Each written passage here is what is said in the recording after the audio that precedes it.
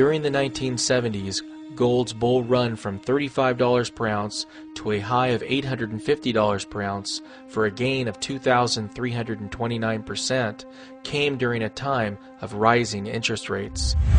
If we go by gold's low of $250.95 per ounce in 2001, if gold makes the same percentage gain during its current secular bull market, gold could easily reach $6,200 per ounce before its bull run is over. The best way to gauge inflation is to simply look at the price of gold. Gold is the most stable asset the world has ever seen. In 1970, you could have bought a nice men's suit for 1 ounce of gold or $35. Today, you can still buy a nice men's suit for 1 ounce of gold, but $35 won't even buy you a nice t-shirt. Although the Federal Reserve doesn't admit it, they secretly watch the price of gold like a hawk. If the price of gold melts up too quickly, it's a sign that the dollar bubble is coming to an end.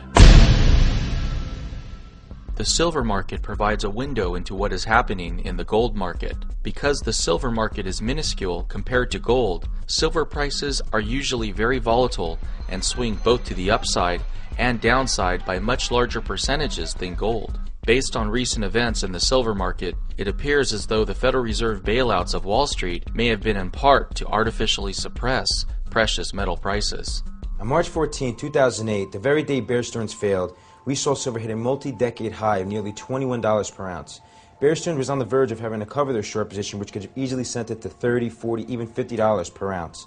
Instead, we see the Federal Reserve orchestrate a bailout where J.P. Morgan acquires all of Bear Stearns' assets with the backing of the Fed. Next thing we know, J.P. Morgan, they acquire the silver short position of Bear Stearns, manipulate the price to below $9 per ounce. The CFTC's own reports of November 2009 show that just 2 banks held 43% of the commercial net short position in gold and 68% of the commercial net short position in silver. In gold, these 2 banks were short 123,000 contracts, but long only 523 contracts. And in silver, they were short 41,000 contracts and long only 1,400 contracts. How improbable is that these 2 banks attract most of the investors who want to sell short? J.P. Morgan is now short approximately 30,000 silver contracts, representing 150 million ounces of silver. This is one of the largest concentrated short positions in the history of all commodities, representing 31% of all open COMEX silver contracts. Another 7 commercial banks are short a total of 35,000 silver contracts, combining for a total commercial net short position in silver of 65,000 contracts.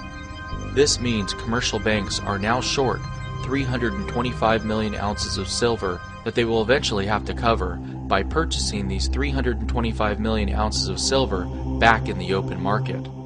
This could create the largest short squeeze in the history of all commodities. Since the beginning of World War II, the world has consumed more silver for industrial uses than it has produced from silver mining and recycling. 70 years ago, the world had 10 billion ounces of above-ground silver inventories. Today, it is estimated that there are only 1 billion ounces of silver inventories left. Silver is currently only 1.5% the price of gold, despite the fact that above-ground inventories of gold have become much more plentiful than silver. In the first quarter of 2010, the U.S. Mint sold 9,023,500 American Silver Eagles, the most since the coin debuted in 1986, and up from 8,299,000 sold in the fourth quarter of 2009. All U.S. silver mines combined are currently producing only 40 million ounces of silver annually. This means that the U.S. needs to use almost all of its silver production just to keep up with the demand for American Silver Eagle coins. The fact of the matter is this. The gold to silver ratio of 64 would not be possible unless silver was being held artificially low through manipulation. I don't believe it is possible for the silver that J.P. Morgan is short to be backed by physical silver. Most likely, J.P. Morgan is naked shorting silver by selling paper silver that doesn't physically exist. Are you concerned that the shorts will not be able to deliver if called upon? No, I'm not at all concerned. For one thing, it's been persistently that way for decades.